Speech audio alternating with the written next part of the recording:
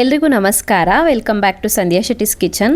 ಇವತ್ತಿನ ವಿಡಿಯೋದಲ್ಲಿ ಕರಾವಳಿ ಹೋಟೆಲ್ಗಳಲ್ಲಿ ಮಾಡುವಂಥ ರುಚಿಯಾಗಿರುವಂಥ ಬಂಗಡೆ ಮೀನಿನ ಸಾರಿನ ರೆಸಿಪಿನ ಶೇರ್ ಮಾಡ್ತಾ ಇದ್ದೀನಿ. ಅನ್ನಕ್ಕೆ, ಚಪಾತಿಗೆ, ನೀರು ದೋಸೆಗೆ ಅಥವಾ ಇಡ್ಲಿಗೆ ಎಲ್ಲದಕ್ಕೂ ಚೆನ್ನಾಗಾಗುತ್ತೆ ಇದು. ಒಂದ್ಸಲ ಈ ಥರ ಗ್ರೇವಿ ರುಚಿ ನೋಡಿದವರು ನೆಕ್ಸ್ಟ್ ಟೈಮ್ ಮೀನು ಸಾರು ಮಾಡುವಾಗ ಇದನ್ನೇ ಟ್ರೈ ಮಾಡ್ತಾರೆ, ಅಷ್ಟೊಂದು ಚೆನ್ನಾಗಾಗುತ್ತೆ. ಬನ್ನಿ ಹಾಗಿದ್ರೆ ರೆಸಿಪಿ ಶುರು ಮಾಡೋಣ. ನಾನಿಲ್ಲಿ ಅರ್ಧ ಕೆಜಿ ಬಂಗಡೆ ಮೀನನ್ನು ತೊಗೊಂಡಿದ್ದೀನಿ. 4 ಮೀನು ಬಂದಿದೆ. ಆಲ್ರೆಡಿ ಮೀನನ್ನು ಕಟ್ ಮಾಡಿಬಿಟ್ಟು ಕ್ಲೀನ್ ಮಾಡಿ ರೆಡಿ ಮಾಡಿ ಇಟ್ಕೊಂಡಿದ್ದೀನಿ. ಫಸ್ಟಿಗೆ ಇದನ್ನು ಮ್ಯಾರಿನೇಟ್ ಮಾಡ್ಕೊಳ್ಳೋಣ. ಮ್ಯಾರಿನೇಷನ್ಗೆ ಅರ್ಧ ಚಮಚ ಆಗೋಷ್ಟು ಉಪ್ಪು ಹಾಕ್ಕೊಳ್ಬೇಕು ಮತ್ತು 1/4 ಟೀ ಸ್ಪೂನ್ ಆಗೋಷ್ಟು ಅರಿಶಿಣದ ಪುಡಿನ ಹಾಕ್ಕೊಳ್ಬೇಕು. ಉಪ್ಪು ಮತ್ತು ಅರಿಶಿಣದ ಪುಡಿ ಸೇರಿಸಿ ಚೆನ್ನಾಗಿ ಮಿಕ್ಸ್ ಮಾಡಿಬಿಟ್ಟು ಒಂದು 20 ನಿಮಿಷ ಹಾಗೆಯೇ ಬಿಟ್ಬಿಡೋಣ. ಅಷ್ಟರಲ್ಲಿ ನಾವು ಮಸಾಲೆ ರೆಡಿ ಮಾಡ್ಕೊಳ್ಳೋಣ. ಇದು ಮ್ಯಾರಿನೇಟ್ ಹಾಕೋಷ್ಟರಲ್ಲಿ ಮಸಾಲೆ ಹುರ್ಕೊಳ್ಳೋದಕ್ಕೆ ಒಂದು ಬಾಣಲೆ ಅಥವಾ ಫ್ರೈಯಿಂಗ್ ಪ್ಯಾನ ಕಾಯಿಸ್ಬಿಟ್ಟು 1 ಟೇಬಲ್ ಸ್ಪೂನ್ ಆಗೋಷ್ಟು ತೆಂಗಿನೆಣ್ಣೆ ಹಾಕ್ಕೊಂಡಿದ್ದೀನಿ. ಎಣ್ಣೆ ಕಾದ ನಂತರ 10 ರಿಂದ 12 ಬ್ಯಾಡಗಿ ಮೆಣಸು ಹಾಕ್ಕೊಳ್ಬೇಕು. 1 ಟೇಬಲ್ ಸ್ಪೂನ್ ಆಗೋಷ್ಟು ಧನಿಯಾ ಕಾಳು, ಅರ್ಧ ಟೇಬಲ್ ಸ್ಪೂನ್ ಆಗೋಷ್ಟು ಕಾಳು ಮೆಣಸು, 1/4 ಟೇಬಲ್ ಸ್ಪೂನ್ ಆಗೋಷ್ಟು ಜೀರಿಗೆ, ಹಾಗೆಯೇ 1/4 ಟೀ ಸ್ಪೂನ್ ಆಗೋಷ್ಟು ಮೆಂತೆ ಕಾಳನ್ನು ಹಾಕ್ಕೊಳ್ಬೇಕು. ನಾವು ಮನೆಯಲ್ಲಿ ಮೀನು ಸಾರು ಮಾಡುವಾಗ ಸ್ವಲ್ಪನೂ ಎಣ್ಣೆ ಹಾಕೋದಿಲ್ಲ, ಆಯಿಲ್ ಫ್ರೀ ಆಗಿ ಮಾಡ್ತೀವಿ. ಇದು ಹೋಟೆಲ್ ಸ್ಟೈಲ್ ಆಗಿರೋದ್ರಿಂದ ಎಣ್ಣೆ ಹಾಕ್ಕೊಳ್ತಾ ಇದ್ದೀನಿ. ಇದನ್ನು ಮೀಡಿಯಮ್ ಫ್ಲೇಮಲ್ಲಿ ಹುರ್ಕೊಳ್ಬೇಕು. ಮೀಡಿಯಮ್ ಫ್ಲೇಮಲ್ಲಿ 2 ರಿಂದ 3 ನಿಮಿಷದವರೆಗೂ ಹುರ್ಕೊಳ್ಬೇಕು. ಮಸಾಲೆ ಐಟಮ್ಸ್ ಎಲ್ಲ ಫ್ರೈ ಆಗಿಬಿಟ್ಟು ಪೂರ್ತಿಯಾಗಿ ತಣದ ನಂತರ ರುಬ್ಬೋದಕ್ಕೆ ಹಾಕಬೇಕು. ಇದಕ್ಕೆ ನಾನು 1/4 ಟೀ ಸ್ಪೂನ್ ಆಗೋಷ್ಟು ಅರಿಶಿಣದ ಪುಡಿನ ಹಾಕ್ಕೊಳ್ತಾ ಇದ್ದೀನಿ. 4 ರಿಂದ 5 ಎಸ್ಲು ಆಗೋಷ್ಟು ಬೆಳ್ಳುಳ್ಳಿನ ಹಾಕ್ಕೊಳ್ಬೇಕು.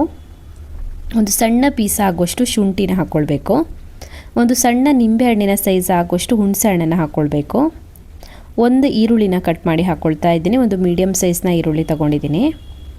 ಅರ್ಧ ತೆಂಗಿನಕಾಯಿ ತುರಿನ ಹಾಕ್ಕೊಳ್ತಾ ಇದ್ದೀನಿ. ಅರ್ಧ ಮೀಡಿಯಮ್ ಸೈಜ್ನ ತೆಂಗಿನಕಾಯಿನ ತುರಿದ್ಬಿಟ್ಟು ಅದರ ತುರಿನ ಹಾಕ್ಕೊಂಡಿದ್ದೀನಿ. ಇದಕ್ಕೆ ಇವಾಗ ಸ್ವಲ್ಪನೇ ನೀರನ್ನು ಸೇರಿಸ್ಬಿಟ್ಟು ಮಸಾಲೆನ ನುಣ್ಣಗೆ ರುಬ್ಕೊಳ್ಬೇಕು. ಸಾಮಾನ್ಯವಾಗಿ ಮೀನು ಸಾರನ್ನು ಮಿಕ್ಸಿಗಿಂತ ಗ್ರೈಂಡರಲ್ಲಿ ರುಬ್ಬಿದರೆ ರುಚಿ ಜಾಸ್ತಿ ಆಗುತ್ತೆ ಅಂತ ಹೇಳ್ತಾರೆ. ಸೊ ನಾನು ಗ್ರೈಂಡರಲ್ಲಿ ರುಬ್ಕೊಳ್ತಾ ಇದ್ದೀನಿ. ನೋಡಿ, ಈ ಥರ ನುಣ್ಣಗಾಗಬೇಕು, ಅಲ್ಲಿವರೆಗೂ ರುಬ್ಕೊಳ್ಬೇಕು. ಮಸಾಲೆ ರೆಡಿಯಾಗಿದೆ. ಇವಾಗ ಮೀನು ಸಾರು ಮಾಡೋಣ. ಒಂದು ದಪ್ಪ ತಳ ಇರುವಂಥ ಪಾತ್ರೆನ ಕಾಯಿಸ್ಬಿಟ್ಟು ಅದಕ್ಕೆ 3 ರಿಂದ 4 ಟೇಬಲ್ ಸ್ಪೂನ್ ಆಗೋಷ್ಟು ಎಣ್ಣೆ ಹಾಕ್ಕೊಳ್ಳಿ. ಎಣ್ಣೆ ಕಾದ ನಂತರ ಸ್ವಲ್ಪ ಸಾಸಿವೆ, ಕರಿಬೇವಿನ ಎಲೆಗಳು ಮತ್ತು ಹಸಿಮೆಣಸಿನ್ಕಾಯಿ ಮತ್ತು ಈರುಳ್ಳಿ ಹಾಕಿ ಹುರ್ಕೊಳ್ಬೇಕು. ಇದು ಕೂಡ ಹಾಗೆ ನಾವು ಮನೆಯಲ್ಲಿ ಮಾಡುವಾಗ ಇಲ್ಲೂ ಕೂಡ ಎಣ್ಣೆ ಹಾಕೋದಿಲ್ಲ.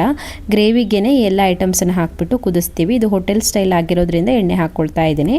ಸೊ ಈರುಳ್ಳಿ ಹಾಕ್ಬಿಟ್ಟು ಈರುಳ್ಳಿನ ಎಣ್ಣೆಯಲ್ಲಿ ಫ್ರೈ ಮಾಡ್ಕೊಳ್ಬೇಕು. ಜಾಸ್ತಿ ಫ್ರೈ ಮಾಡಬಾರ್ದು. ಈರುಳ್ಳಿ ಜಸ್ಟ್ ಬಾಡಿದ್ರೆ ಸಾಕಾಗುತ್ತೆ. ಜಾಸ್ತಿ ಕೆಂಪಗೆ ಫ್ರೈ ಮಾಡಿಕೊಂಡ್ರೆ ಗ್ರೇವಿ ಸ್ವೀಟ್ ಆಗುತ್ತೆ. ಹಾಗಾಗಿ ಸ್ವಲ್ಪ ಹೊತ್ತು ಫ್ರೈ ಮಾಡ್ಕೊಳ್ಳಿ. ಈರುಳ್ಳಿನ ಸ್ವಲ್ಪ ಹೊತ್ತು ಫ್ರೈ ಮಾಡ್ಕೊಂಡ ನಂತರ ಇದಕ್ಕೆ 1 ಟೊಮ್ಯಾಟೊ ಹಾಕ್ಕೊಂಡಿದ್ದೀನಿ. ಟೊಮ್ಯಾಟೊ ಹಾಕ್ಬಿಟ್ಟು ಮತ್ತೆ ಫ್ರೈ ಮಾಡ್ಕೊಳ್ಳೋಣ ಚೆನ್ನಾಗಿ. ಸೊ ಟೊಮ್ಯಾಟೊ ಕೂಡ ಸ್ವಲ್ಪ ಸಾಫ್ಟ್ ಆಗ್ತಿದ್ದ ಹಾಗೆಯೇ ಇದಕ್ಕೆ ನಾವು ರುಬ್ಕೊಂಡಿರುವಂಥ ಮಸಾಲೆನ ಹಾಕ್ಕೊಳ್ತಾ ಇದ್ದೀನಿ. ಮಸಾಲೆ ಹಾಕ್ಬಿಟ್ಟು ಒಂದು ಸಲ ಚೆನ್ನಾಗಿ ಮಿಕ್ಸ್ ಮಾಡ್ಕೊಳ್ಳಿ. ಮಸಾಲೆನ ಆದಷ್ಟು ದಪ್ಪ ರುಬ್ಕೊಳ್ಬೇಕು, ಜಾಸ್ತಿ ನೀರು ಮಾಡ್ಕೊಳ್ಬಾರ್ದು. ಮಸಾಲೆ ಹಾಕಿಬಿಟ್ಟು ಎಣ್ಣೆ ಮತ್ತು ಈರುಳ್ಳಿ ಜೊತೆಗೆ ಮಸಾಲೆನ ಒಂದು 2 ನಿಮಿಷದವರೆಗೂ ಫ್ರೈ ಮಾಡ್ಕೊಳ್ಳೋಣ. ಮಸಾಲೆನ ಸ್ವಲ್ಪ ಹೊತ್ತು ಫ್ರೈ ಮಾಡಿಕೊಂಡು ಇದಕ್ಕೆ ಇವಾಗ ಹದಕ್ಕೆ ತಕ್ಕಂತೆ ನೀರು ಹಾಕ್ಕೊಳ್ಬೇಕು. ನಾನು ಇದಕ್ಕೆ 2 ಲೋಟ ಆಗೋಷ್ಟು ನೀರು ಹಾಕ್ಕೊಳ್ತಾ ಇದ್ದೀನಿ. ನೀವು ಮಸಾಲೆನ ಇನ್ನೂ ಕೂಡ ಗಟ್ಟಿಯಾಗಿ ರುಬ್ಕೊಂಡಿದ್ರೆ ಇನ್ನೊಂದು ಸ್ವಲ್ಪ ನೀರನ್ನು ಜಾಸ್ತಿ ಹಾಕ್ಕೊಳ್ಬೋದು. ಇನ್ನು ನೀರಾಗಿ ರುಬ್ಕೊಂಡಿದ್ರೆ ನೋಡಿಬಿಟ್ಟು ಹದಕ್ಕೆ ತಕ್ಕಂತೆ ನೀರನ್ನು ಹಾಕ್ಕೊಳ್ಳಿ. ಗ್ರೇವಿ ಮಾತ್ರ ಜಾಸ್ತಿ ತೆಳುವಾಗಬಾರ್ದು, ಇದಕ್ಕಿಂತ ತೆಳುವಾಗಬಾರ್ದು, ಸ್ವಲ್ಪ ದಪ್ಪನೇ ಇರಲಿ, ಚೆನ್ನಾಗಾಗತ್ತೆ. ಜಾಸ್ತಿ ತೆಳು ರಸಮ್ ಥರ ಎಲ್ಲ ತೆಳು ಮಾಡ್ಕೊಳ್ಬೇಡಿ, ಇಷ್ಟು ದಪ್ಪ ಇರಬೇಕು ಗ್ರೇವಿ. ಇದನ್ನ ಇವಾಗ ಮುಚ್ಚಿಬಿಟ್ಟು 10 ನಿಮಿಷದವರೆಗೂ ಕುದಿಸ್ಕೊಳ್ಬೇಕು. ಮೀನು ಹಾಕೋದಕ್ಕಿಂತ ಮುಂಚೆ ಮಸಾಲೆನ ಸರಿಯಾಗಿ ಕುದಿಸ್ಕೊಂಡಿರಬೇಕು. ಯಾಕಂದರೆ ಮೀನು ಹಾಕಿದ ನಂತರ ನಾವು ಜಾಸ್ತಿ ಹೊತ್ತು ಕುದಿಸ್ಕೊಳ್ಳೋದಕ್ಕಾಗೋದಿಲ್ಲ, ಮೀನು ಓವರ್ ಕುಕ್ ಆಗಿಬಿಡತ್ತೆ. ಮೀನು ಹಾಕಿ ಒಂದು 5 ನಿಮಿಷ ಕುಕ್ ಮಾಡ್ಕೊಳ್ಳೋದಕ್ಕೆ. ಸೊ ಗ್ರೇವಿ ಚೆನ್ನಾಗಿ ಕುದ್ದಾಗಿದೆ. ಇವಾಗ ಇದಕ್ಕೆ ನಾನು ಉಪ್ಪು ಮತ್ತು ಅರಿಶಿಣದ ಪುಡಿ ಹಾಕಿಟ್ಕೊಂಡಿದ್ದೀನಲ್ವ, ಮೀನನ್ನು ಹಾಕ್ಕೊಳ್ತಾ ಇದ್ದೀನಿ, ಬಂಗಡೆ ಮೀನನ್ನು. ಸೊ ಮೀನಿಗೆ ಆಲ್ರೆಡಿ ಉಪ್ಪು ಹಾಕ್ಕೊಂಡಿದ್ದೀವಿ. ಸೊ ಗ್ರೇವಿಗೆ ಉಪ್ಪು ಹಾಕೋವಾಗ ನೋಡಿಬಿಟ್ಟು ಹಾಕ್ಕೊಳ್ಳಿ.